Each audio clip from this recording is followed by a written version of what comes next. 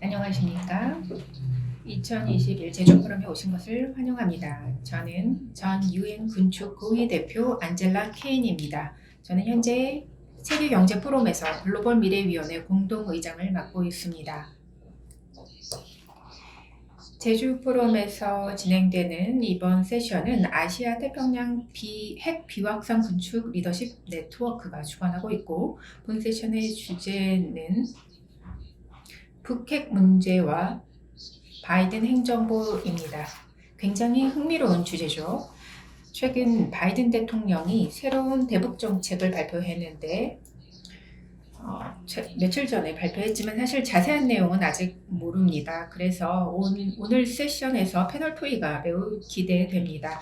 세 분이 함께 하십니다. 굉장히 훌륭하신 분인데요. 패널 분들을 발표하기 전에 먼저 소개를 해드리겠는데요. 그 전에 먼저 간단하게 말씀드리면 10분 동안 패널 분들에게 발표 시간을 드릴 것이고 Q&A 시간을 가질 것이고, 그 다음 마무리하도록 하여 본 세션에서 풍성한 논의가 이루어지도록 하겠습니다. 첫 번째 발표자는 미국 평화연구소 선임 북한 전문가 프랭크 박사님이십니다. 북한 문제 관련해서 외교 강화와 긴장 완화를 전문적으로 연구하고 계십니다. 그는 국방부에서 국방부 장관 북한 관련 최고 자문관으로 일하셨고 굉장히 화려한 이력을 가지고 계십니다. 나머지 세 분도 그러시긴 한데요.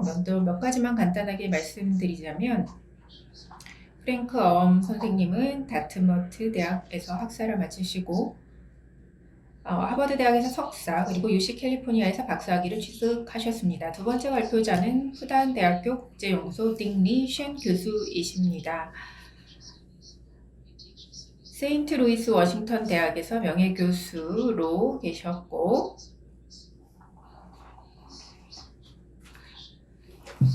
중미관계, 영내안보, 국제전략, 무기통제, 비핵 확산 등 오늘 주제와 관련된 중요한 논저의 저자이십니다. 오늘 이야기할 내용과 굉장히 긴밀하게 연결되어 있는 부분이죠. 그리고 중국 남아시아학 협회 부이사장이시고, 푸단에서 물리학 박사학위를 취득하셨고, 프린스턴 대학에서 무기통제 관련 박사후 과정을 마치셨습니다. 세 번째는 전봉근 국립외교원 통일안보학 교수이시고, 정부 및 비정부 기구에서 통일부 장관 자문 등 여러 활동을 수행하셨습니다. 북한 핵 이슈와 남북관계, 비핵 확산 및 원자력 에너지 정치에 관해서 연구하셨습니다. 이러한 북한 핵 이슈와 남북 등, 그리고 여러 가지 이 원자력에 관련 정치학에 대해서 연구를 하셨고, 이렇게 정말 훌륭하신 세 분의 패널을 이 자리에 모셨습니다. 이제 먼저 프랭컨 박사님 발표를 듣도록 하겠습니다. 네, 안젤라 저장님, 먼저 APLN과 제주포럼 측에 감사의 말씀을 드립니다. 초대해 주셔서 감사합니다.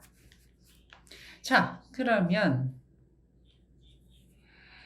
한반도 미래에 대해서 깊이 고민하는 사람들이 모였는데요. 또 북미의 관계로 우리가 깊이 고민하고 있는데요.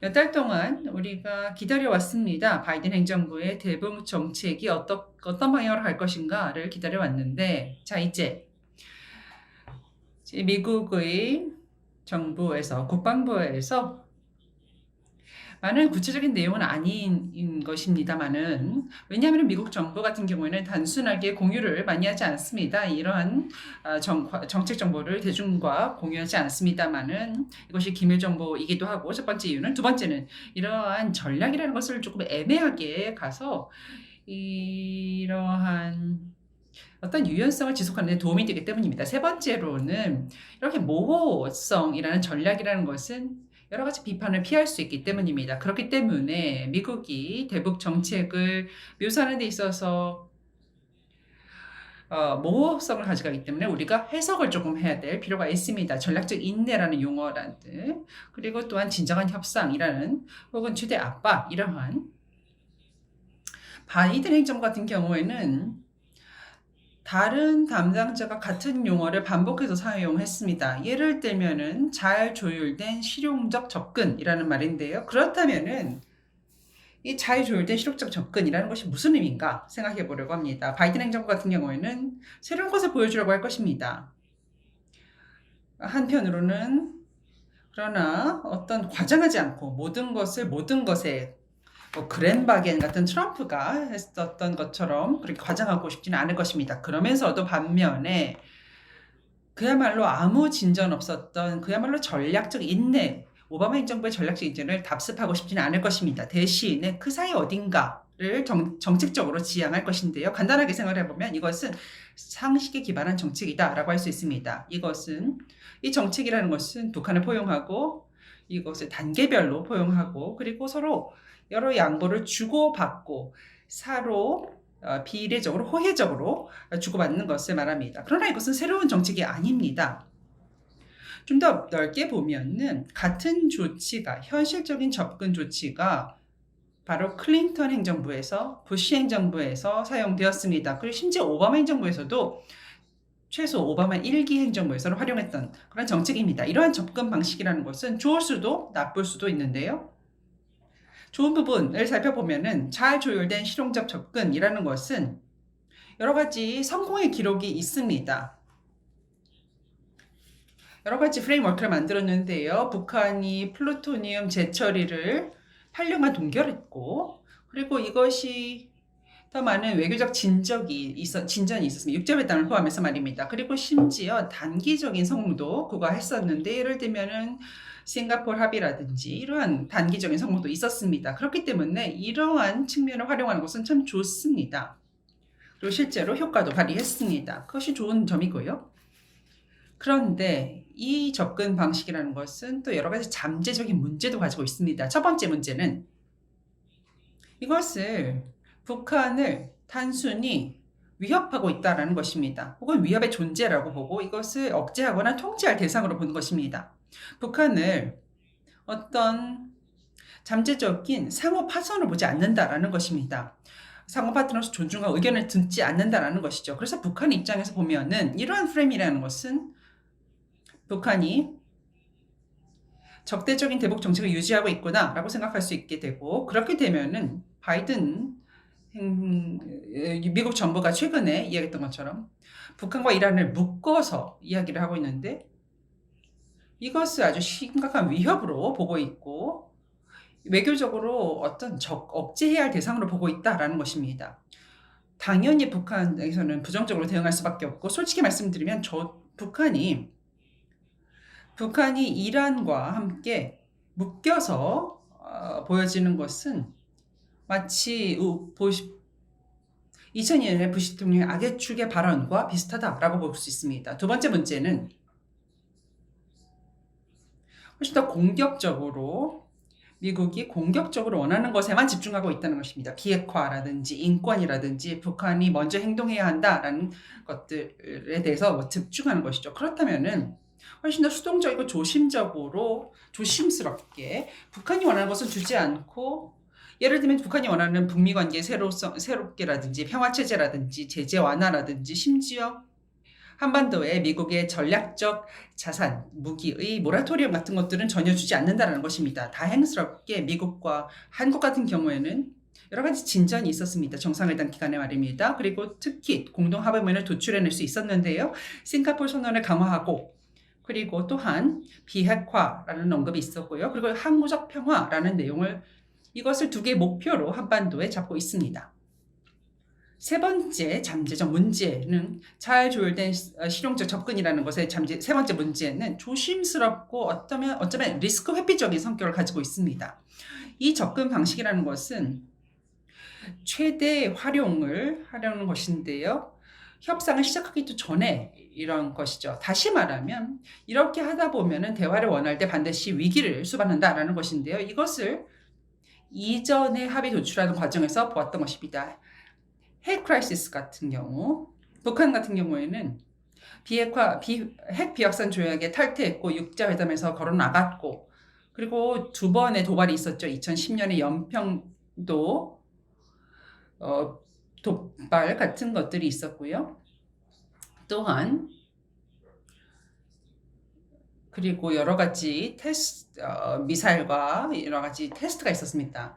2017년까지요. 그리고 싱가포르 합의에 이르기까지 말입니다. 그래서 이렇게 하다 보면 시간을 낭비하게 되고 긴장은 위협되고 긴장과 위협은 고조될 수밖에 없습니다. 그리고 최대 압박, 도박 이러한 사이클이 진행되는 것입니다. 그래서 이러한 부분은 스킵하고 바로 대화를 가자라는 것이 제가 드리고 싶은 말씀인데요. 안타깝게도 바이든 행정부는 이러한 잠재적인 문제를 세부적으로 보고 있지는 않는 것 같습니다. 그런데 말씀하신 것처럼 싱가포르 합의의 재확인 그리고 양자의 북미 간의 대화를 바로 시작하자라는 다자적으로 너무 빨리 진행하지는 말자 이러한 입장을 취하고 있습니다. 그리고 평화와 비핵화 이 두 가지 목표를 상정하고 있다는 것은 참 좋다라고 생각합니다. 또한 바이든 정책에 굉장히 조심스럽고 또 위험 회피적인 그러한 성향을 보이고 있는데요. 그래서 일방적이고 그리고 북한을 위협으로 보고 있고 그리고 공공적으로 인권 문제를 비난한다든지 그리고 공은 북한에 있다라든지 이런 식으로 발언하고 있는데요. 질문은 그러면 북한은 충분히 이러한 정책적 저는 부스러기라고 말하고 싶은데 이러한 것들에 반응할 것인가? 긍정적인 시나리오는 평양 같은 경우에는 더 많은 세부 사용을 원하기 때문에 양자 회담을 통해서 더 많이 알려고 한다든지 이것이 좋은 시나리오이고 나쁜 시나리오 같은 경우에는 북한 같은 경우에는 들어본 다음에 새로울 것이 하나도 없네 그러면서 적대적인 정책을 계속해서 유지한다라는 것이 나쁜 시나리오입니다. 그러면서 테스팅 여러 가지 도발을 사이클을 시작을 하는 것이죠. 그리고 미국의 압박을 고조시키고 하는 것입니다. 자, 이제 마무리하려고 하는데요. 제가 초반에 강조했던 것을 다시 말씀드리고 싶습니다. 우리가 바이든 행정부의 대북 정책에 대해서는 잘 아는 것이 많이 없습니다. 우리가 지금 대중에게 알려진 것은 빙산의 일각에 불과합니다. 그래서 미국과 한국의 정부는 보이는 것 이외에 많은 토론을 해야 할 것이라고 생각을 하고요. 그리고 어떻게 진행을 할지 그리고 수개월간 향후 기다려서 좀 살펴볼 필요가 있을 것 같습니다. 네, 감사합니다. 굉장히 훌륭한 발표였습니다. 특히 어떤 정책 부스러기라고 하셨는데요. 북한의 대북 정책에 대해서 그렇게 말씀하셨는데요. 바이든 경우에는 굉장히 경험이 많다라고 생각합니다. 북한과 그리고 블링컨 장관도 마찬가지로 상당히 많은 그런 경험이 있다라고 생각합니다. 그래서 상당히 많은 디테일을 주지 않는 것은 어쩌면 좋은 또 실용적인 이유가 있을 것이라고 생각을 하고요. 그리고 잘 조율된 이것도 굉장히 많은 여러 가지 해석의 여지가 있는데요. 또 위험성도 좀 가지고 있다라고 생각을 합니다. 그런 식으로 애매모호함을 유지하는 것이 조금 위험할 수도 있다라고 생각을 합니다. 어떻게 북한이 대응할지 좀 살펴봐야 될 것이고요. 미국이 제안하는 양자회담을 수용할 것인지 우리가 좀 기다려봐야 할 것 같습니다. 잘 들었습니다. 감사합니다. 굉장히 아직도 할 말이 많이 남아 있을 것 같은데요. 자, 이제 두 번째 연사를 모시겠습니다. 예, 딩리셴 교수님 발표해 주시기 바랍니다. 감사합니다, 저장님. 저는 프랭크 박사님 말씀에 매우 동의합니다. 바이든 행정부가 북한에 대해 어떤 행보를 취할지 아직 분명하지 않습니다. 제가 들은 내용 중에 북한이 바이든 행정부의 제안을 거부했다는 것인데요. 대화의 제안을 거부했다는 것인데요. 북한은 이에 대해 긍정적인 반응을 보이지 않고 북한은 미국이 대화에 신경 쓰지 않고 있다는 얘기였습니다. 이것이 루머일 수도 있고 맞을 수도 있는데요. 그런데 저는 북한이 미국의 제안을 거부했다는 말을 믿지는 않습니다. 북한이 원하는 것은 핵무기를 계속 보유하는 것과 동시에 미국과 좋은 관계를 맺는 것입니다. 이에 대해 중국은 두 가지를 가지려는 것은 맨손으로 고기를 잡는 것이라고 말할 것입니다. 원하는 목적을 달성하지 못할 수 있습니다. 그러나 북한은 그렇게 되기를 원합니다. 미국의 바이든 대통령이 원하는 것은 무엇일까요? 먼저 미국의 전 대통령들이 북한을 어떻게 다루었는지에 대해 간단히 살펴보도록 하겠습니다. 클린턴 대통령은 올브라이트 국무장관에게 방북해서 북한과 회담을 하게 했습니다. 북한은 클린턴을 북한에 초대하고 싶어 했습니다. 그러나 국내 정치 문제로 인해서 클린턴 대통령은 북한에 가서 협상을 맺을 용기가 없었는데요. 당시 북한은 장거리 미사일 테스트를 진행했었을 그 초창기였습니다. 만약 북한이 합의했다면 갈 수도 있었겠지만 북한은 결국 약속을 이행하지 않았습니다. 우리는 북한이 원하는 방식으로 일을 진행하기 전에 국제사회가 북한을 흔들 수도 있다고 생각합니다. 다음 대통령입니다. 조지 부시 대통령인데요. 이란과 함께 북한을 악의 축으로 규정하여 북한을 위협했습니다. 북한은 미국의 적이 된 것이죠. 악의 축으로서요.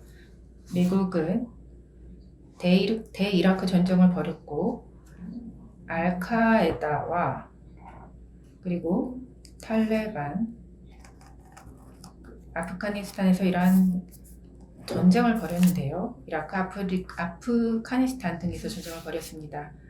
그리고 거기에 대한 그 전쟁에 대한 합리적 이유를 찾았죠. 그러나 그 전쟁을 벌여야만 했던 이유는 결국 없었습니다. 이러한 상황 속에서 북한은 두려움을 느꼈습니다. 북한은 매우 두려움을 느꼈고 북한이 핵무기를 보유하고자 하는 것에 대해 정당한 근거를 찾아야 한다고 생각했습니다. 그 다음은 오바마 대통령입니다. 전략적 전략을 펼쳤는데요. 북한을 내버려 두어서 다시 생각할 시간을 주면 북한의 행동이 바뀔 것이라고 기대했는데 그러한 일은 결코 일어나지 않았습니다. 유엔 안보리에서 중미 간 협력에서 여러 가지 노력을 벌였음에도 불구하고 어떠한 변화도 없었습니다. 북한은 보복 조치로 장거리 미사일 테스트를 더욱 자주 시행했습니다. 더 강력한 핵무기를 시험했습니다. 중미 협력은 실패했습니다. 그 다음 트럼프 대통령이죠. 처음에는 호전적이었다가 나중에 세 차례 회담을 진행했습니다. 싱가포르, 하노이, 판문점에서 회담을 이루었습니다. 아마도 그렇게 강고한 지도자가 갑자기 생각을 바꿀 것이라고 예상하지 않았었습니다. 그러나 김정은 위원장은 당시 북한인들에게 하노이 정상회담 이후 상황이 긍정적으로 바뀔 것이라고 말했기 때문입니다. 존 볼튼이 트럼프 대통령에게 직격탄을 날렸죠.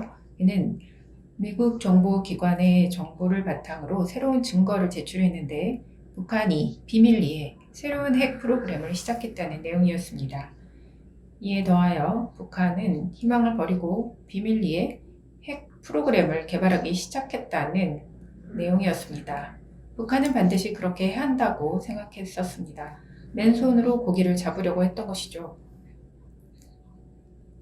물고기를 포기하지 않고 맨손으로라도 붙잡으려고 한 것이죠. 모든 것을 포기할 수는 없었습니다. 모든 것을 다 포기하고 미국이 북한이 원하는 것을 다 줄 때까지 기다리다가 만약 미국이 아무것도 주지 않으면 어떻게 할까라고 생각한 것이죠. 합리적으로 생각해 본다면 이것을 다 예상할 수 있는 일이었습니다. 트럼프 대통령은 존 볼튼의 말을 들었어야 했습니다. 볼튼의 조언이 잘못된 것이라고 생각하고 거부했죠. 2차 회담은 원래 로드맵을 만들려고 했었던 것이나 결국 성사되지 못했습니다. 그러나 트럼프 대통령은 판문점에서 김정은 위원장을 또 만났습니다. 그러나 아무 일도 이루어지지 않았습니다. 트럼프 대통령은 좋은 일이 생기게 할 수도 있었습니다. 미국이 무언가를 주고 북한이 무언가를 포기하며 미국이 더 많은 것을 주고 이에 대해 북한도 더 많은 것을 포기하는 그러한 상황을 만들 수도 있었습니다. 그러나 이와 반대로 북한은 비밀리에 더 많은 핵무기 프로그램을 개발했고 미국은 이것을 지켜보았습니다. 북한의 압박을 가하되 북한의 모든 것을 하룻밤에 모든 것을 포기하도록 그것을 요구해서는 안 됩니다. 헨리 스팀슨 전 미국 전쟁부 장관은 이렇게 말했습니다. 이상적인 목표를 달성하기 위해서 실용적인 접근을 취하라는 말이었습니다. 이상적인 목표는 북한이 모든 것을 포기하게 하는 것입니다. 실용적인 접근이라면 하룻밤이 아니라 5년에 걸친 노력이 될 수도 있다는 것입니다. 미국이 당근을 줄 수도 있겠죠. 중국과 한국도 무언가 북한에 줄 수 있을 것입니다. 이제 본 주제로 돌아가 보면 북핵 프로그램 미래의 바이든 행정부에 대해서 말씀드리겠습니다. 바이든 대통령은 무언가를 하고 싶어 합니다. 그는 무언가를 하고 싶어 합니다. 바이든 대통령은 오바마 대통령처럼 아무것도 하지 않은 전략을 펼치지는 않을 것입니다. 아무것도 안 하면 결국 북한의 핵무기 프로그램의 확대를 지켜보는 상황으로 이르게 될 것입니다.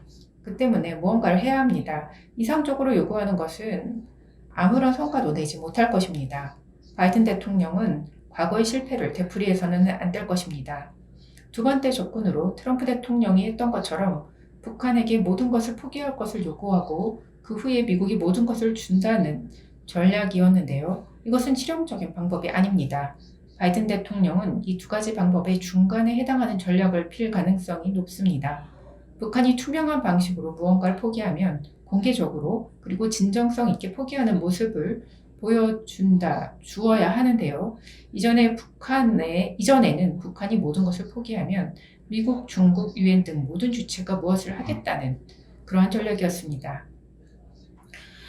이것이 두 번째 단계일 것입니다. 첫 번째 단계는 무언가를 발표하는 것입니다. 감사하다 또는 환영한다.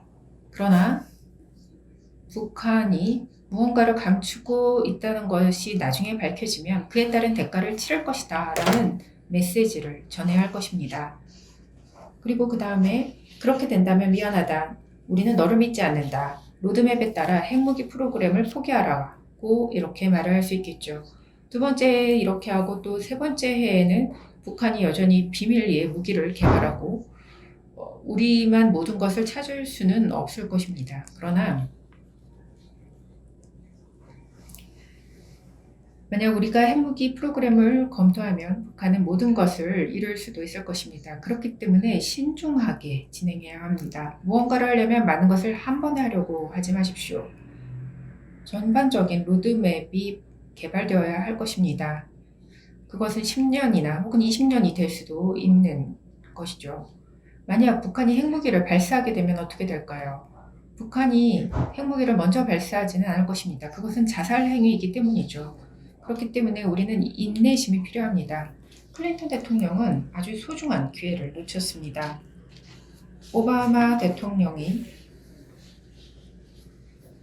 8년간 북한에 대해 망설였고 그리고 트럼프 대통령이 아무것도 하지 않고 극단으로만 달랐던 상황에서 이제 우리는 인정해야 합니다. 북한이 모든 것을 포기하도록 강요할 힘이 우리가 없다는 것을 인정해야 합니다. 마지막으로 두 가지 예상을 해볼 수 있습니다. 하나는 북한이 과거 10년보다 더 고도화된 프로그램을 가질 수 있다는 겁니다. 중미 전략적 경쟁으로 인해 중국이 미국이 북한에 무언가를 먼저 주기 전에 북한이 모든 것을 포기하게끔 하려는 의지가 없을 것이라는 겁니다. 중국은 이런 방식으로 북한을 지원할 것입니다.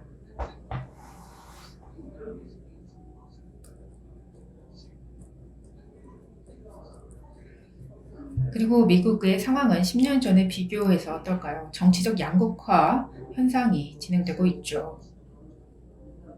중국 관련 이슈를 제외하고 미국 정치는 굉장히 양극단으로 치닫고 있습니다.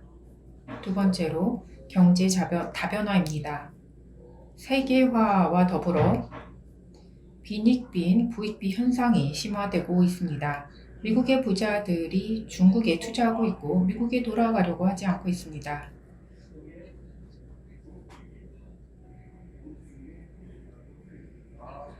미국이 많은 인센티브를 제한하는데도 말이죠. 중국이 공장이 신설할 수 있으나 미국으로 돌아가고 싶어 하지 않습니다. 미국에서 홍콩으로 본사를 옮기고 있죠. 미국이 세금을 내지 않고 있습니다. 따라서 미국은 경제적 어려움을 겪게 될 것입니다. 자원이 빈곤층에게 배분되는데 어려움도 커질 것입니다. 세 번째, 인종 문제입니다. 이것은 하룻밤에 해결되지 않은 계속 지속될 문제입니다. 아마도 적어도 향후 10년 동안은 이 문제는 계속될 것입니다. 이러한 것들 때문에 미국은 협상에 유리한 입장이 아닙니다. 토니 블링컨 국무장관은 중국 왕이 외교장관에게 그리고 양재치위원회에게 알래스카에서 만나서 회의를 했죠. 그래서 미국이 파워의 점유에 대해서 어떠한 중국과 협상을 벌이려고 했습니다. 그런데 그러한 것은 협의가 이루어지기 어려운 일이죠. 아시다시피 미국은 핵무기 프로그램을 가지고 있고 또 북한이 지금 고도화된 핵 프로그램을 이용하고 있고 장거리 미사일 테스트와 새로운 핵무기 시험을 하고 있는데 이러한 상황에서 어떻게 핵 전쟁을 감행하도록 하겠습니까? 중국이 북한을 지원하고 미국이 계속해서 안보 진영에 그룹핑을 하고 있는데 이것은 바로 소위 인도 태평양 안보 메커니즘인데요. 중국, 러시아, 파키스탄, 이란, 북한이 한 그룹이고요. 미국이 인도, 일본과 연대하고 있죠. 그래서 지금은 북한이 미국에게 좋은 거래를 제한하지 않아도 되는 때입니다. 북한은 미국으로부터 가장 좋은 딜을 얻을 수 있는 시기라고 생각합니다. 이게 제가 생각하고 있는 것이고요. 북한의 대미 전략, 미국의 대북 전략에 대한 저의 견해를 말씀드렸습니다. 감사합니다. 박사님, 굉장히 흥미로운 발표였는데요. 우리가 다루는 그 범위를 확대해서 역사적으로 거슬러 올라가 흐름을 살펴보셨습니다. 이라크 전쟁과 그리고 악의 축까지 이야기를 하셨는데요. 한 30년에 걸친 흐름을 간략하게 살펴보았는데요. 대화의 물꼬가 열린다면 그 이면의 동기가 무엇이고 그리고 어떠한 단계를 밟아야 하는지 등에 대해서 말씀해 주셨습니다. 이제 다음 연사를 모시도록 하겠습니다. 전봉근 박사님을 모시도록 하겠습니다. 네, 저장님 감사합니다. 먼저 APLN 측에 초대해 주셔서 감사드리는 말씀과 그리고 이렇게 시의적절한 세션에 참여하게 되어 기쁘다라는 말씀을 드립니다.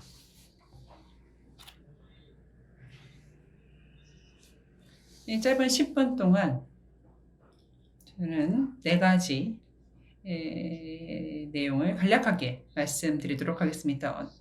첫 번째로는 어떻게 한국과 미국의 정상회담이 평가받는지, 두 번째는 어떻게 북한은 한국과 미국 간의 정상회담을 어떻게 받아들일지, 세 번째로는 북미 핵 협상이 앞으로 어떻게 진행될지 예측을 해보고, 네 번째로 마지막으로 일반적인 교훈에 대해서 지난 30년간 핵 협상했던 과정에서 그동안에 배웠던 교훈에 대해서 여러분들과 나누어 보도록 하겠습니다. 첫 번째로는 어떻게 한국 정부 그리고 일반적으로 한국인들이 일반적으로 남북 대화를 어떻게 지지하는지에 대해서 말씀드리도록 하겠습니다. 지난 정상회담이 긍정적으로 받아들여졌습니다. 어떤 북미 간의 대화 재개에 대한 기대감을 높이게 됐는데요. 공동합의문 같은 경우에는 CDID 같은 북한의 비핵화라든지 제재 조치, 최대 압박과 같은 당분간 채찍, 모든 옵션을 테이블에 올려놔야 된다. 이러한 부분을 이야기하지 않았습니다. 대신에 북미 간 싱가포르 합의의 토대로 판문점 선언, 그리고 남북 대화, 남북 협력, 이산가족 상봉 이러한 부분을 이야기했는데요. 뿐만 아니라 추가적으로 북한의 특별대표가 조기에 임명되었습니다. 북한의 특사 인권 담당은 아직 임명되지 않았습니다. 그러나 긍정적인 결과 그리고 좋은 제스처가 미국 측에서 만들어졌고 이것이 긍정적인 북한 측의 반응이 나올 것이라고 생각합니다. 그래서 북한에 대한 그러한 과거의 구습은 깨버리고 벗어날 수 있을 것이라고 생각합니다. 그러나 결과라는 것은 여전히 북한의 지난 2년 동안의 여러 가지 요구사항에 비하면 아직 충족되지 않았습니다. 그렇다고 해서 저는 북한이 그의 벼랑 끝 전술을 곧 시작할 거라고 생각하지 않습니다. 또한 북한이 어떤 핵이라든지 미사일 테스트를 시작할 것이라고 생각하지 않습니다. 지난 12월 이후로 여러 가지 예측이 있었습니다. 북한이 다시 그 과거의 구습으로 돌아갈 것이다. 핵과 미사일 도발을 할 것이다. 이러한 이른바 벼랑 끝 전술을 구사할 것이다. 라고 생각을 했는데요. 그럼 미국은 다시 오바마 시대의 전략적 인내에 회귀할 것이다. 이러한 예측이 있었습니다. 그러나 저는 예측하기를 북한은 오히려 북한이 전략적 인내를 할 것이고 북한이 전략적 포용을 할 것이다. 여러 가지 좋은 이유가 있습니다. 제가 이 시간이 없기 때문에 그 부분을 말씀드리지 않겠습니다만은 여태까지 제가 옳았던 것 같습니다. 제가 예측했던 나쁜 방법으로 방향이 전개되지 않았습니다. 북한은 여전히 기다리고 있습니다. 북한에 대한 여러 가지 대응적 조치 요구에 대한 대답을 북한이 기다리고 있습니다. 그러한 요구라는 것은 하노이 결렬 이후 다시 새로 판을 짜자 이러한 북한의 대응 답을 기다리고 있다는 것입니다. 여러 가지 긍정적인 요소가 미국의 정상회담 이후에 있었는데요. 인권 문제라든지 억제력, 공동합의문에 언급되었던 억제력 같은 것들은 여전히 위협적인 요인으로 남아 있습니다. 그런데 한 가지 시나리오, 제가 가장 걱정스럽게 바라보는 시나리오는 미국과 북한이 모두 공이 상대편 측에 있다라고 주장하는 점입니다. 그렇게 되면은 결과라는 것은 전략적 인내가 될 것이고 거기에 핵 위협, 핵 전쟁의 위기가 전개될 것입니다. 미국은 그러한 것을 다시 반복하고 싶어 하지 않을 것이고 이것은 아주 예측 가능한 결과라고 생각을 합니다. 그렇다면 어떻게 우리가 이러한 위험을 피할 수 있을까? 저는 양측이 공을 손에 쥐고 있다라고 생각합니다. 그래서 게임을 하려면 양측이 공을 상대 측에 전달해야 하는 것입니다.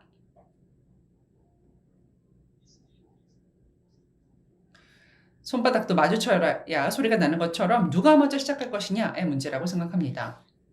우리가 예측하기는 북한이 먼저 시작할 것이다 라고 생각을 하는데요.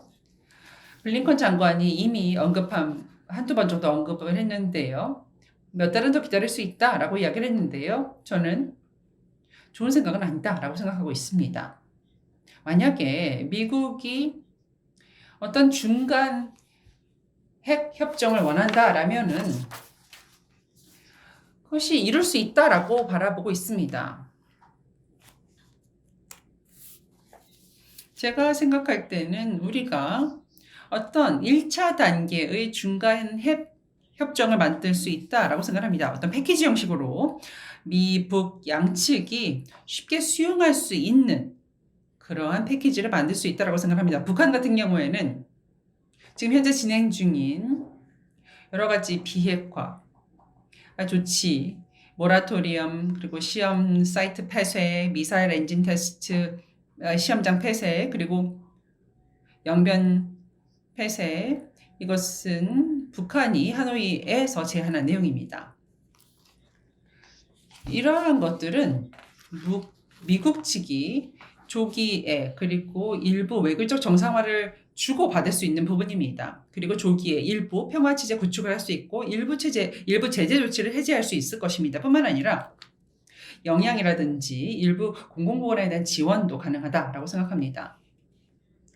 우리가 너무 높은 목표가 아니라 낮은 목표를 원한다면은 이미 협상은 시작할 수 있다고 생각합니다. 희망컨대 우리가 그러한 협상을 이번 여름이라든지 초가을에 시작할 수 있다고 생각하고 우리의 목표를 이러한 것을 조기 혹은 중간 협정이라고 보면 좋을 것 같습니다. 그래서 2021년 2월 베이징 동계올림픽 전에 이런 것들이 이룰 수 있으면 어떨까 싶습니다.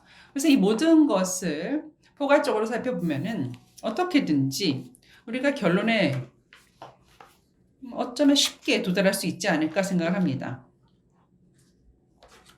저의 이러한 소망이 현실이 되기를 바라고 그런 면에서 바이든 대통령이 김정은에게 친서를 보내는 것이 좋을 것이라고 생각합니다.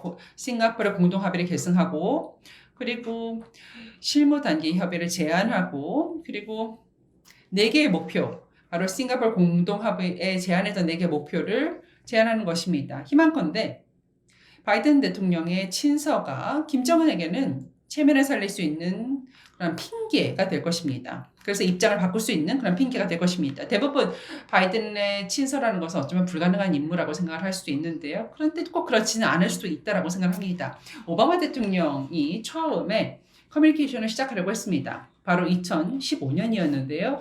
이란 대통령 그리고 이란의 종교 지도자에게 소통을 시작하려고 했습니다. 그 당시에 미국 내에서 국내 비판이 엄청났었는데도 불구하고 오바마 대통령이 그런 노력을 했습니다. 이런 식의 최고 지도자의 정치적인 소통 없이는 JCPOA 포괄적 공동행동 계획 같은 것은 불가능하다라고 생각을 합니다. 그렇기 때문에 제가 생각할 때 이런 식의 친서를 주고받는 것 쉽지는 않습니다만은 프랭크 박사님의 말씀을 좀 듣고 싶습니다만은 이러한 것은 상당한 일이고 그리고 우리가 지불해야 할 가격이라고 생각을 합니다. 만약에 우리가 북한이 비핵화를 진행하기를 원한다면 우리가 지불해야 될 가격이라고 생각을 합니다. 그리고 또한 마지막으로 프랭크 박사님이 말씀하셨던 그러한 사이클을 말씀을 하셨는데요. 지난 30년 동안의 북한과 협상을 하는 과정에서 있었던 사이클을 말씀하셨는데요. 제 의견을 말씀을 드리자라면은 모든 핵 협상이라는 것은 먼저 북한이 도발을 하고 그렇게 시작을 하고 그 다음에 심각한 전쟁의 위기가 나오고 그 다음에 협상을 하고 합의를 도출하고 그리고 그 합의는 결렬되고 이렇게 7번의 사이클이 진행이 되었습니다. 아마 8번째 사이클을 시작할지도 모르겠습니다. 그러나 희망컨대 그러지 않기를 바랍니다. 30년 동안 충분히 했으니까 그러지 않기를 바라고 또한 지난 30년 동안에 북한의 핵 역량은 상당히 증가했습니다. 대충 계산을 해본다 하더라도 북한의 핵 역량이라는 것은 매 8년에 2배 상승하고 있습니다. 우리가 몇 년에 더 낭비하게 된다라면은 북한의 핵 역량이라는 것은 엄청나게 늘어날 것입니다. 그래서 마지막으로 드리고 싶은 말씀은 오늘이 제일 싸다라는 것입니다. 내일보다 오늘이 더 저렴하다. 우리가 지불해야 한다라면은 말입니다. 여러분 감사합니다. 네, 정 교수님 잘 들었습니다. 굉장히 상당히 내용이 깊고 그리고 분석적인 발표 잘 들었습니다. 그리고 또한 제가 얼굴에 미소를 지을 수밖에 없었는데요. 바이든 대통령의 친서가 김정은에게 전달된다라는 그러한 제안을 하셨습니다. 굉장히 혁신적인 생각이라고 생각을 합니다. 한편 제가 다시 우리가 모두 생각했던 기본적으로 바이든 행정부가 김정은에게 공을 던졌다 혹은 상대 측에게 너에게 달렸다라고 하는 것들 어떠한 양보도 미국 측에서 제공하지 않고 있고 예를 들면은 뭐 제재 조치 완화한다는 북한이 원하는 제재 조치 완화 같은 것들은 전혀 주지 않고 있다는 상황이고요. 그 부분에 대해서 앞으로 어떻게 실제로 제재 완화를 통해서 할 것인가 미국 측과 그리고 UN 측의 제재 조치가 있는데요. 특히 우리가 다 알고 있다시피 포용 정책이라는 건 코로나 상황에서 굉장히 중요하고 어렵다라고 생각하는데요. 어떻게 이런 것들이 가능할까? 어떻게 시작될 수 있을까? 프랭크 박사님이 아마 시작을 해주실 수 있을 것 같은데요. 그 부분에 대해서 말씀해 주시겠습니까? 네. 제가 생각할 때 여러 가지 긍정적인 시그널이 있습니다. 예를 들면은 싱가포르 합의에 대한 재확인이라든지 그리고 비핵화, 특히 평화, 목표 재확인 이러한 것들은 다 긍정적이다라고 보고 있습니다. 또 명확하게 바이든 행정부 같은 경우에는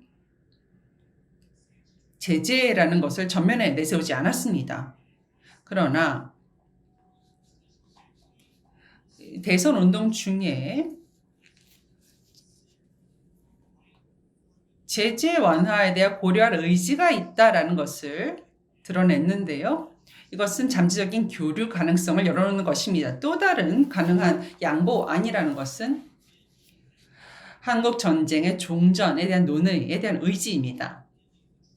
그리고 또한 북한에 대한 관광 금지 조치를 종료하고, 그리고 한반도에 미국의 전략적 자산 배치의 모라토리움, 그리고 인도적 지원, 그리고 코로나 백신 같은 것들이 되겠지요. 이러한 많은 제안이라는 것이 선의의 제스처라고 볼 수 있는데요. 제가 지금 이 시점에서 공은 북한에 있다라고 말한다면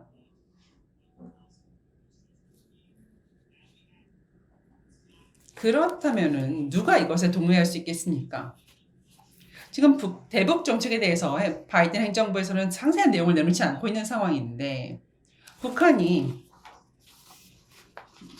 조금 감질나긴 하지만 기다려보자, 더 최소한 양자회담을 통해서 그 대북 정책이 뭔지 그 세부사항을 좀 들어보자 할 수도 있는 것이고요. 그러나 충분하게 그들이 다시 협상 테이블로 되돌릴 수 있는 충분한 뭔가가 있지는 않다라고 생각합니다. 네. 님, 먼저 말씀해 주시겠습니까? 트럼프 대통령의 북한에 대한 대응 방식은 중국이 북한이 가진 역할에 대해서 재평가하게 되었습니다. 중미 간에 끝없이 전략적 경쟁 구도가 진행되는 가운데 북한이 가지는 중요한 역할에 대해서 재평가하게 되었는데요. 북한이 핵무기를 포기하든지 관계없이 중국의 핵무기를 사용하지 않는다면 중국은 북한의 핵보유 상태를 참을 수 있다고 생각합니다. 유엔이 인도주의 원조를 제공하지 않아서 식량 지원 등을 하지 않고 있는데요.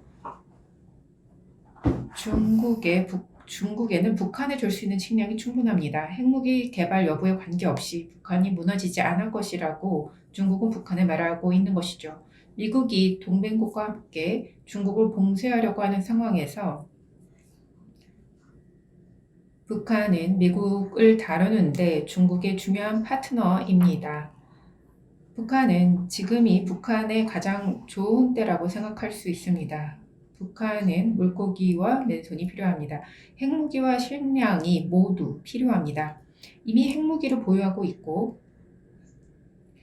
지금 전 교수님이 말씀하셨던 것처럼 8년마다 북한의 핵무기 역량은 2배로 증가하고 있습니다. 북한은 핵무기 역량을 계속 확대하고 싶어 합니다. 트럼프 대통령은 중국이 북한의 전략적 중요성을 다시 평가하게 해주었습니다. 중국은 북한을 핵무기 포기 여부에 관계없이 계속 지원할 것입니다. 공이 북한에 있는 것이 아니라 제 생각에 북한은 공이 미국에 있다고 생각할 것입니다. 북한은 핵무기를 포기하지 않을 것입니다. 미국이 또 다시 전략적 인내 전략을 펼친다면 그것은 북한으로 하여금 핵무기를 더 개발할 수 있게 하고 중국으로부터 식량도 받을 수 있게 할 것이기 때문에 북한 입장에서는 좋은 것입니다. 북한에는 중국을 지원하는 것 외에 다른 선택이 없습니다. 북한은 중국과 미국 사이의 힘의 균형이 추로 흔들 수도 있습니다. 지금 미국의 가장 좋은 선택이 있다면 그것은 북한의 핵무기를 포기하지 않아도 되는 합리적 이유를 주지 말아야 합니다. 이제 배고프지 않습니다. 바이든 대통령이 북한에 대화를 한다면 북한은 당연히 환대하며 핵무기 포기 의사를 말할 것입니다. 그러나 이것은 더 많은 것을 요구할수록 바이든이 반대로 제시할 것이 그만큼 커져야 할 것입니다. 북한을 유도할 것이 충분하지 않다 하면 북한은 바이든 행정부로부터 많은 것을 얻기 위해 그 제안을 거부할 것입니다. 이것이 제 생각입니다. 지금이 가장 좋은 때입니다. 왜냐하면 트럼프 대통령이 북한을 포기해서는 안 된다는 점을 중국에 가르쳐 주었기 때문입니다.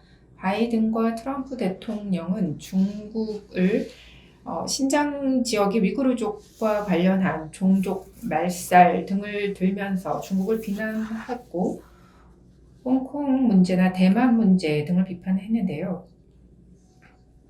이 모든 것 때문에 중국은 미국을 적으로 보고 있습니다. 북한을 중국으로부터 밀어낼 이유가 무엇이 있겠습니까? 제가 북한 사람이라면 지금이 오바마나 트럼프 대통령 때보다 지금이 훨씬 더 좋은 때라고 생각할 것 같습니다. 인종 문제, 정치적 자변화, 경제적 불균형, 이에 덧붙여 코로나 문제가 혼재된 상황이기 때문에 지금 이 북한에게는 유리한 상황이라고 저는 보고 있습니다. 감사합니다. 이미 그 발표 모두에서 말씀하셨던 것 같은데요. 루머에 대해서 들으셨다고 했죠. 북한이 미국의 접근을 물리쳤다는 이야기였는데 저는 그 루머가 사실이 아니기를 바랍니다. 전략적 인내로 양측이 모두 기다리게 해서 성급하게 긍정적이지 않은 결과를 가져오는 상황을 만들지 않게 하는 것이 중요하지 않을까 생각합니다. 네, 전봉근 박사님. 네, 제가 한두 가지를 더 첨언할까 합니다. 인정하고 싶은데 북한이나 미국 모두 국내적으로 어려운 상황이다라는 것이죠. 먼저 행동을 취하기에는 국내적으로 어려움이 있다라는 것이죠. 정치적으로 사실 양측에서 국내적으로 뭔가를 하기에는 참 인기 없는 주제인 것 같습니다. 언급드렸던 것처럼 북한 같은 경우에는 그런 입장이었고 이제 미국은 새로운 입장에 직면해 있습니다. 제 생각에 북한 같은 경우에는 이 협상을 하러 온 것이 아니라 그냥 들어보려 양자회담을 할 수 있는 것인데요. 미국이 무슨 얘기를 할까 들어보려 온다는 것입니다. 그리고 미국 같은 경우에는 그런 식으로 되진 않아야 되지만은 미국 같은 경우에는 뭔가를 지원이라든지 제재 완화 같은 걸 제공하기가 참 어려운 상황입니다. 만약에 지역적인 다른 그래서 보면 북한 같은 경우에도 굉장히 상황이 어렵습니다. 공공보건이라든지 코로나 상황 대응이 굉장히 지금 북한이 상황이 어려운 상황입니다. 식량이라든지 영양 문제가 어려운 상황이 북한이기 때문에 WHO라든지 다른 국제기구와 함께 북한에 어떤 지원을 제공할 수 있는 방법을 찾는 것이 이러한 대화를 시작할 수 있는 더 나은 환경을 조성한다라고 생각합니다. 네, 감사합니다. 제가 양자 관계에 대해서 좀 이야기해 보고 싶은데요. 아시다시피 새로운 특사가 바이든 행정부에 임명되었는데요. 성킴 특사가 임명됐는데 여러 가지 배경과 경험이 풍부한 분이라고 들었습니다. 궁금한데요. 성킴 특사에 대해서 어떻게 생각하시는지, 어떤 일을 할 수 있는지, 전봉근 박사님이 국내적으로 미국 같은 경우에는 바이든 행정부가 사실 이 북한 문제를 다루기 좀 어렵다라고 말씀하셨는데요. 어떤 긍정적인 결과가 나올 수 있는지 이런 북한 포용에 관해서 말입니다. 그리고 또한 반면 JCPOA 같은 포괄적 공동행동계획, 또 IAEA 같은 경우에는 발표하기를 이란 같은 경우에는 60%의 우라늄 농축에 성공했다라고 발표를 했는데요. 굉장히 높은 농도 수치라고 생각합니다. 이것은 이란뿐만 아니라 이러한 상황을 바라보고 있는 북한에도 바이든 행정부로서는 굉장히 어려운 상황인데요. 압박으로 다가갈 것인데요. 이러한 특사 임명과 관련해서 어떻게 보시는지 딩리 박사님부터 말씀해 주시겠습니까? 처음으로 중국과 미국은 2+2 회담을 했습니다. 국방과 외무장관의 2+2 회의가 아니라 외교와 안보의 2+2 회의였습니다. 제가 알기로는 그들은 이란 핵 이슈, 기후변화, 미얀마 군사정부, 그리고 미국의 아프가니스탄 철군을 논의한 것으로 압니다. 그리고 또한 북한 문제도 다루었다고 이야기 들었습니다. 새로운 미국의 특별대사가 할 수 있는 일은 미국, 한국, 일본, 중국, 러시아 당사자들 간의 협의를 이끌어내는 것인데요. 북한의 압박이 계속되기를 바랍니다. 먼저 핵무기 시험을 재개하지 말고, 그리고 장거리 미사일 발사를 중단하고, 핵무기를 동결하고, 그리고 미국에 대한 강경 노선을 밟지 않기를 원하고 그것을 요구할 것입니다. 이것이 바로 미국이 JCPOA에 대한 대가로 중국에 요구하는 것인데요. 중국이 테헤란을 이용할 수 있도록요. 중국은 거절할 여유가 없습니다. 중국은 이란이 핵무기를 보유하는 것을 원치 않기 때문입니다. 이란은 60% 우라늄 농축을 했다고 발표했는데요. 이 60%라는 것, 이거 뭐 19.9%가 아니라 60%라는 것은 굉장히 높은 수준이고 거의 핵무기 수준입니다. 미국이 JCPOA에 돌아오지 않는다면 유엔 제재 조치가 해제되지 않는 한 중국은 이란의 원조를 제공할 수 있습니다. 그럼 이란은 핵 보유국에 더 가까워질 것입니다. 그럼 이란은 또 다른 북한이 될 것입니다. 바이든 대통령은 이러한 상황을 원하지 않을 것입니다. 미국은 다시 JCPOA에 돌아가기를 희망하고 이것은 하마스 상황과도 연결해 볼 수 있을 것입니다. 어떤 딜이 만들어질 수도 있을 것입니다. 이란이 미국이 돌아오면 양보를 할 수도 있고 이란이 새로운 조건을 들고 나올 수도 있겠죠. 미국은 모든 선행 조건을 포기할 것입니다. 이것이 제가 예상하는 것입니다. 이란은 미국과 핵 경쟁을 벌여 미국을 압박할 것이고 미국은 무언가를 계속 얻으려고 할 것입니다. 북한에 대해서 다시 말씀드리면 미국은 중국에 북한에 대해 압력을 행사할 것을 요청할 것이고 중국은 나를 압박하지 말라고 이야기하겠죠. 중미 간의 딜이 이루어질 수도 있을 것입니다. 미국이나 중국의 고위 관료가 만나 회담을 가질 수도 있겠죠. 가장 좋은 시나리오는 북한이 마지못해 미국과 공조하는 데 합의하는 것입니다. 그것은 좋은 출발이 되겠죠. 그러나 미국이 북한에 관련해 중국의 압력을 키우면 중국은 미국을 다시 만나지 않을 수도 있을 것입니다. 그래서 중국은 무언가를 할 것입니다. 아무 일도 벌어지지 않을 수도 있습니다. 바이든 대통령은 무언가를 해야 되겠죠. 너무 강하거나 또는 너무 약하지도 않기 위해서 무언가를 해야 합니다. 중국은 협력적인 분위기 조성을 위해서 무언가를 해야 합니다. 미국은 중국에 대한 압박을 줄여야 합니다. 우리는 두 강대국 사이에 놓여 있는 것이죠. 중미 관계를 점증적으로 발전시켜야지 4년 전으로 회귀해서는 안 될 것입니다. 지켜봅시다. 대사는 대사일 뿐이죠. 그는 대통령의 계획을 실천할 것입니다. 오바마 대통령이나 트럼프 대통령은 아무것도 하지 못했습니다. 해리스 장관이 말한 실용적인 접근이 필요하고 주변국들도 그렇게 해야 합니다.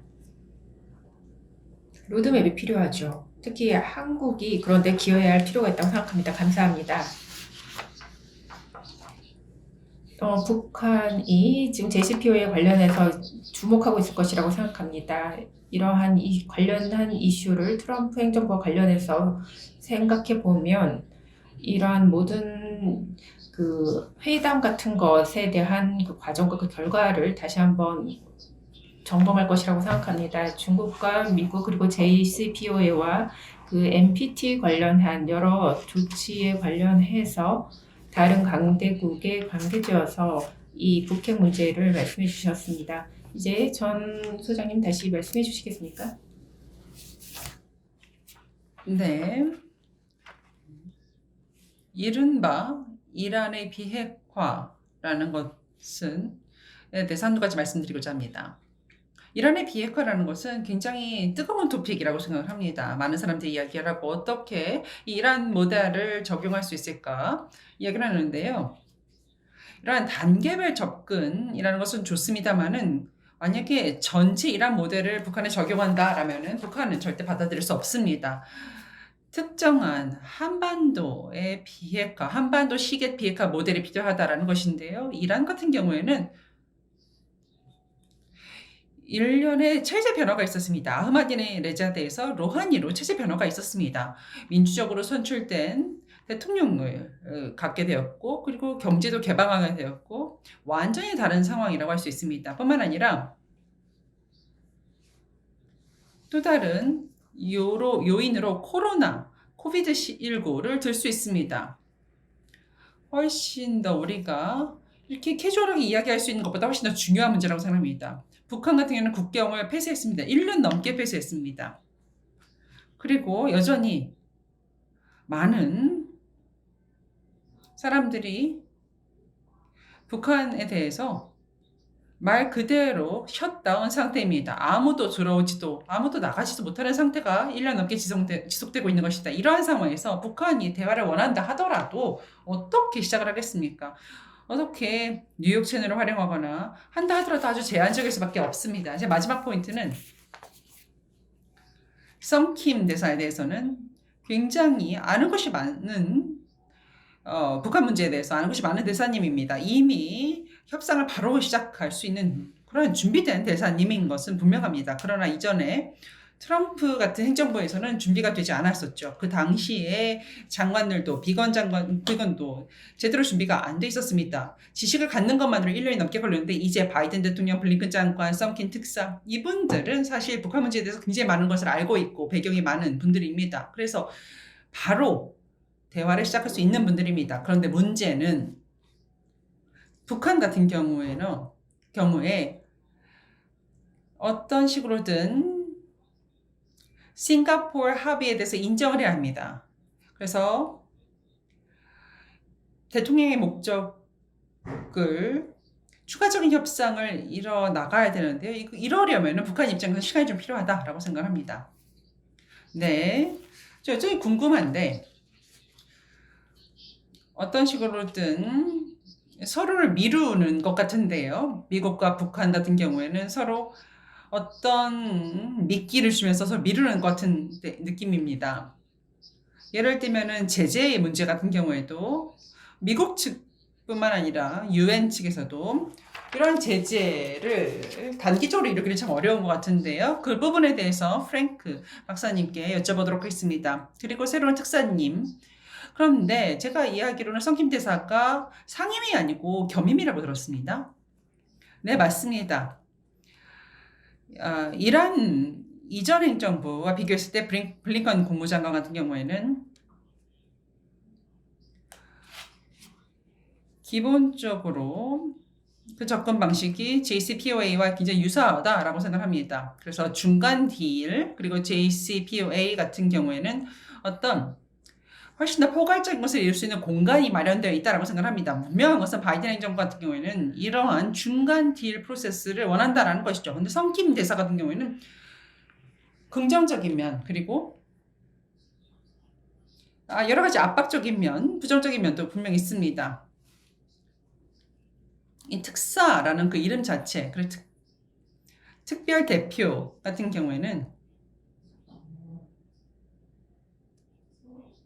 아주 특별한 경우에 사용을 하는 것인데 썸킴 대사 같은 경우에는 단순한 훌륭한 외교관이 아니라 가장 북한에 대한 지식이 많은 그러한 인물입니다. 이 문제에 대해서 수십 년간 천착해왔고 특히 육자회담을 주도했던 특사이기도 합니다. 그리고 DMZ에서 2007년에 있었던 선언에 주도했던 인물이기도 합니다. 그렇기 때문에 수년 동안 이 문제에 천착을 했고 이것은 참 좋은 점입니다. 북한 측에 미국이 진지하게 다루고 있다라는 메시지를 전달할 수 있는 것인데요. 그래서 최고 외교관을 임명했다라는 것이죠. 그런데 부정적인 측면도 있습니다. 한 가지. 성킴 특사 같은 경우에는 이전 특별 대사였다라는 것입니다. 대북 정책에 있어서 2014년에서 2016년까지. 그래서 기본적으로 같은 일을 하고 있다는 것이죠. 비상임으로, 겸임으로 말입니다. 2014년에 했던 일을. 그 당시는 어떤 상황이었냐 하면 오바마 행정부에서 북한에 가장 큰 압박을 가했을 때라는 것입니다. 그렇기 때문에 북한 입장에서는 다시 똑같은 임무를, 똑같은 압박을 주려고 하는구나. 이것은 긍정적이지가 않지요. 그래서 두 번째는 말씀드렸던 것처럼 이것은 겸임인데 인도네시아 대사를 지금 현재 겸임하고 있습니다.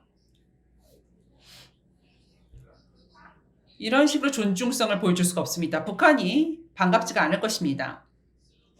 그래서 전반적으로 봤을 때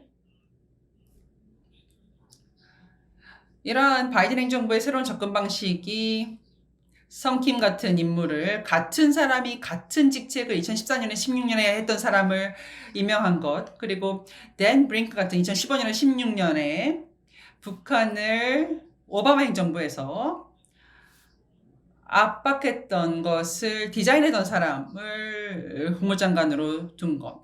이런 식으로 보면은 북한에서는 이러한 면면이 보면은 예전 사람이라는 것입니다. 이러한 것이 어떤 잠재적인 비판을 낳을 수도 있는 것이죠. 옛날 그 사람이 새로운 노래를 할 수는 없다라는 것입니다. 그래서 북한 측에서는 이것을 어떻게 받아들일지 모르겠습니다. 마지막은 북한 같은 경우에는 지금 현재 상황을 유지하는 것은 별로 반갑지가 않을 것입니다. 여러 가지 불법 행위를 하고 있습니다. 여러 가지 사이버 공격이라든지 밀수라든지 불법 행위를 하고 있는 건 사실입니다. 그런데 북한 같은 경우에도 이러한 불법 행위를 계속하는 것이 이상적인 방식이 아니라는 것입니다. 그들의 현재 상태를 바꾸기를 원할 것입니다. 그렇다면은 북한이 이러한 현재 상황을 어떻게 바꿀 수 있을까? 하나는 미국을 압박하는 것입니다. 도발하고 미국을 압박하는 것. 그것이 첫 번째 방법이고, 두 번째는 이상적으로 외교적인 협상을 통해서 이루는 것입니다. 희망컨대 최소한으로 실무 협상 같은 것들이 2019년 10월에 있었던 그런 양자회담 같은 것들이 하노이 회담 이후에 상황을 변화시킬 수 있는 그런 것들이 있었으면 좋겠습니다. 안타깝게도 지금 북한 같은 경우는 미국의 제안에 만족할 수가 없는 상황입니다. 다시 한번 양측이, 미국과 북한이 다시 한번 만나서 그들의 입장을 한번 살펴보고 다음을 어떻게 할 것인지 결정할 필요가 있습니다. 이것이 저는 생각할 때 가장 베스트다라고 생각하고 있습니다. 프랭크 박사님 감사합니다. 배경에 대해서 말씀해 주셨는데요. 성킴 대사에 대해서 언제나 동전의 양면이 있죠. 맞습니다. 오바마 행정부의 정책을 담당했던 사람이기도 하고, 그리고 또 한편으로는 외교적으로 우리가 알다시피 굉장히 외교적인 역량이 있는 분이다라는 것입니다. 그래서 상대적으로 상대를 더 잘 알고 그리고 대화와 협상을 잘 진행할 수 있는 분이다라는 것은 참 좋은 부분이라고 생각합니다. 그래서 말씀하신 것에 제가 동의를 하고, 성킴의 겸직은 좀 안타깝다, 부정적인 측면이 있다라고 생각합니다. 마지막 질문인데요.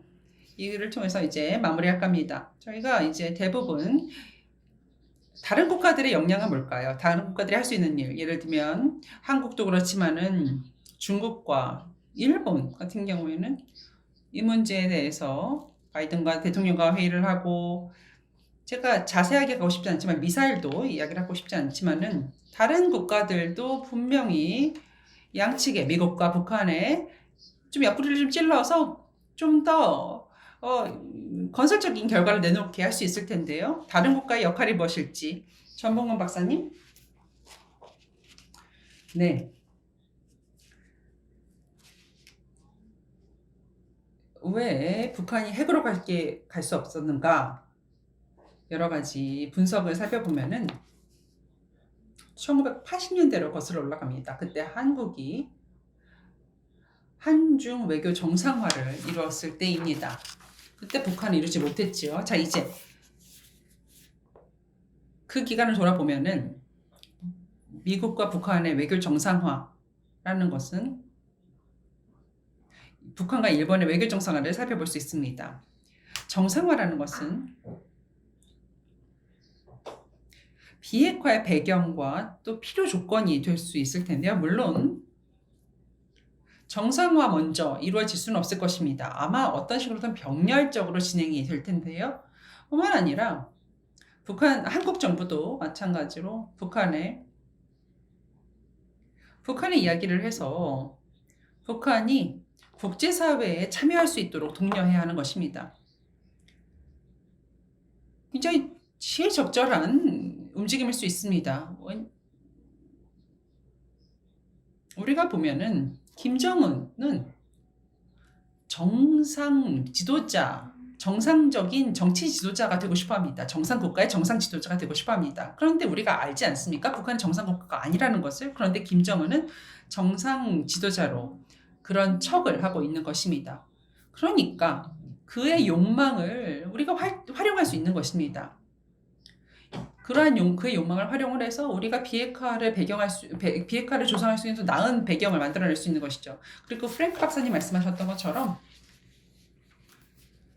오바마는 전략적 인내를 구사했습니다. 북한에 대해서 말이죠. 그러나 제가 관찰했고 제가 분석한 결과는 그 정책은 오바마의 원래 대북 정책이 아니라는 것입니다. 북한이 그 당시에 권력 교체 시기에 있었습니다. 김정일에서 김정은으로.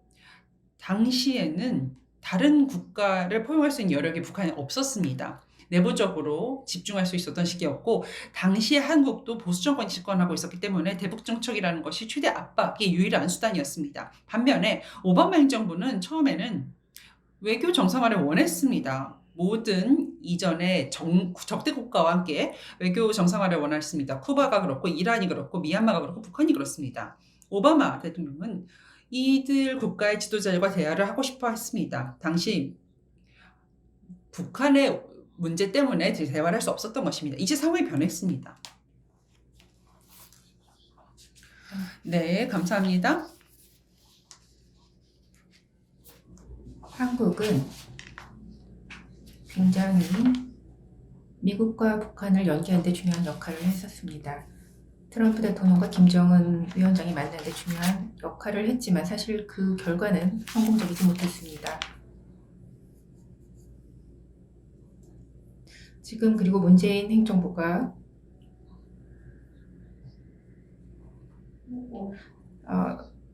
이제는 한국이 좀 더 취약한 상태에 처해 있고, 그렇기 때문에 이제 다시금 문재인 대통령은 좀 더 북한에 대해서 뭔가를 주고 싶어 합니다. 북핵과 그리고 북중 관계, 그리고 미국의 문제, 그리고 한국도 굉장히 지금 취약해진 그러한 상황입니다. 그리고 북한은 좀 더 뭔가 더 좋은 입지를 갖고자 노력하고 있습니다. 북한은 한국을 의식하고 있습니다. 북한은 한국이 계속해서 뭔가 중요한 역할을 해주기를 바랍니다. 중국보다 한국에 더 기대하는 게 많지만 중국은 외국이죠. 한국이 보다 더 신뢰를 가지고 적극적인 역할을 하기 바랍니다. 미국을 쫓아가는 것이 아니고요. 바이든 행정부가 북한에 대해서 더 많은 것을 주고 북한이 물고기를 맨손으로 잡을 수 있게 하는데 남한이 역할을 하길 바랍니다. 그래서 키는 중국이 아니라 한국이 쥐고 있습니다. 한국이 굉장히 큰 역할을 할 수 있고 적절한 관련성이 굉장히 높다라고 북한은 이야기하고 있죠. 그래서 한국이 더 많은 노력을 해야 한다고 생각합니다. 현 바이든 대통령은 그리고 오바마 행정부가 왜 실패하는지 알고 있습니다. 무언가 오바마 행정부가 주었어야 했죠. 그래서 바이든 행정부는 오바마 때보다 더 잘할 것이라고 생각합니다. 작년이 굉장히 좋은 시기였었는데요. 백악관에서 잘 하지 못했죠. 북미 간의 대화를 실현시켜서 북한이 핵 야욕을 조금 포기할 수 있게 했어야만 했다고 생각합니다. 적어도 북핵 검증을 할 수 있는 단계까지 나아갔어야 한다고 생각합니다. 이러한 부분에 대해서 한국이 미국에 대해서 적극적으로 어필할 필요가 있다고 생각합니다. 한국이 절대 북한에 대한 노력을 포기하지 않아야 한다고 생각합니다. 남북 관계는 한국이 주도적으로 나서야 하지 외부 다른 국가가 주도해서는 안 될 것입니다. 감사합니다. 제가 이것에 관련된 말을 첨언하고 싶은데요. 바이든 대통령이 좀 더 잘 할 수 있어야 된다. 오바마 대통령보다 더 잘해야 된다라는 이야기가 있고, 그런데 바이든 행정부도 결국 일기 행정부있죠. 그래서 사람들이 더 많은 힘을 가하고 보다 더 혁신적인 역할을 할 수 있을 수 있다고 생각합니다. 아직까지 그런 것을 보진 못했습니다만 이러한 것을 기대해 봅니다.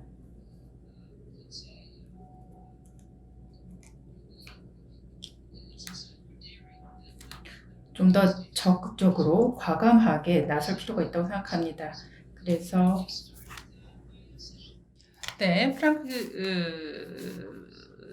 연사님께서 좀 시작하셨으니까 마지막 말씀을 부탁드려볼까요? 네, 전봉근 교수님께서 말씀하신 것에 저도 동의합니다. 구조적 요소가 있고 오바마 행정부에 있었고 그리고 포용을 원했었던 것, 그리고 북한의 권력이 장악 문제가 있었던 것, 그리고 한국에서 보수 정권의 이명박, 박근혜 행정부였던 그러한 상황들. 기본적으로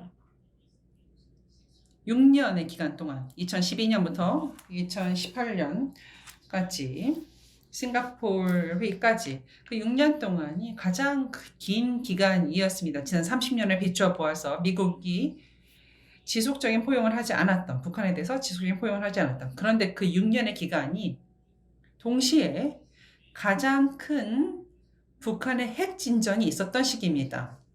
4번의 핵 테스트, 8번의 탄도미사일 테스트가 있었습니다. 그래서 저로서는 분명하다고 생각합니다. 압박과 고립이라는 것은 효과가 없다라는 것이죠. 여기 실증적인 예시가 있는 것입니다. 그것이 제 첫 번째이고요. 두 번째 포인트는 션 교수님이 말씀하신 것에 저도 일부 동의하는 바입니다. 한국 같은 경우는 할 일이 더 많다라는 것이죠. 그런데 문재인 대통령은 할 만큼 했다라고 생각합니다.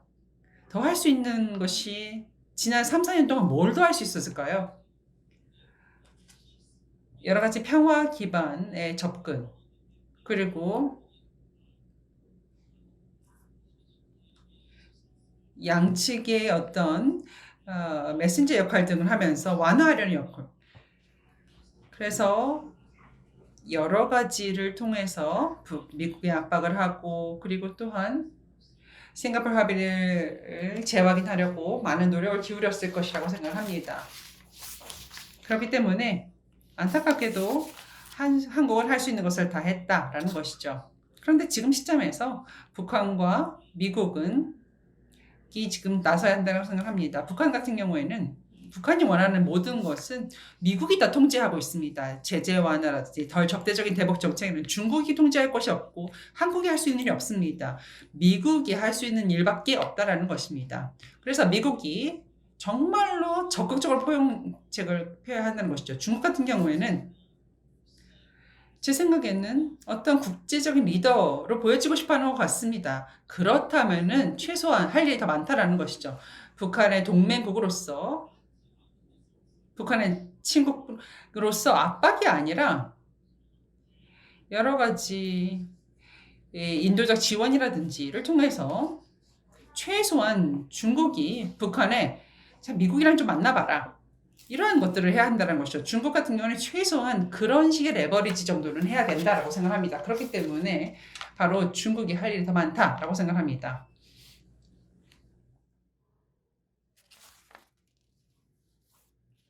이렇게 경쟁이 악화되고 있는 상황에서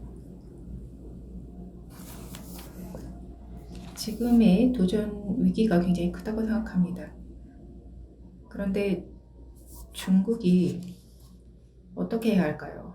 아무 일도 벌어지지 않는다면 이것은 어느 누구에게도 도움이 되지 않을 것입니다. 저는 개인적으로 중국이 보기에는 한반도 그리고 북한이 글로벌 게임의 그리고 미국을 위한 글로벌 게임의 일부가 되어 있다고 생각합니다. 중국은 한국 정부가 성공할 것 같지 않다고 보고 있습니다. 중국은 문재인 행정부의 역할에 그렇게 만족하지 못하고 있습니다. 그래서 저는 진정으로 실패할 것을 두려워하지 말고 계속 중국이 원하지 않더라도 한국이 주도적으로는 역할을 해야 한다고 생각합니다. 그렇게 되면 중국도 무언가 긍정적인 어떠한 변화를 만들 수도 있을 것입니다. 이전에 과거의 정상적인 그런 과거로 돌아가기보다는 좀 더 긍정적인, 적극적인, 선제적인 노력을 하길 바랍니다. 그러면 중국도 무언가 좀 달리 행동할 수 있을 것입니다. 감사합니다. 네, 프랭크 박사님이 아주 짧게 부탁만 드릴게요. 제가 이제 마무리해야 될 것 같습니다. 아주 빠르게 한마디만 부탁드리겠습니다. 네, 우려사항은 우리가 다시 대화하지 않는다라면 북한은 도발할 것이라는 점입니다. 그렇다면 안보 딜레마, 더 많은 군사적인 증강 이러한 것들이 이것은 중국이 원하는 바가 아니라는 것입니다. 그래서 결국은 이것도 중국의 이해관계에 관련이 있고 북한이 다시 대화에 재개하는 것이 중국에도 도움이 된다는 것이죠. 네, 다른 국가의 입장도 좀 살펴보고 싶었습니다만은 러시아라든지 다른 국가들의 입장도 살펴보고 싶었습니다만은 시간이 좀 부족합니다. 그러나 그럼에도 불구하고 DPRK, 북한이 좀 더 많은 참여를 할 수 있도록 여러 가지 토론을 해주셨고 미국의 역할이 참 크다라는 이야기를 나눠주셨습니다. 이러한 지정학적인 안정성에 굉장히 큰 역할을 할 수 있다라고 생각하고요. 여러분들의 말씀을 듣고 참 감사한 마음입니다. 오늘에 참여해 주셔서 감사하고요. 저장으로서 참여하게 되어 기쁘게 생각합니다. 특히 베른 측께 또 제주 포럼 측에 이러한 훌륭한 기회 주심에 감사의 말씀을 드립니다. 감사합니다.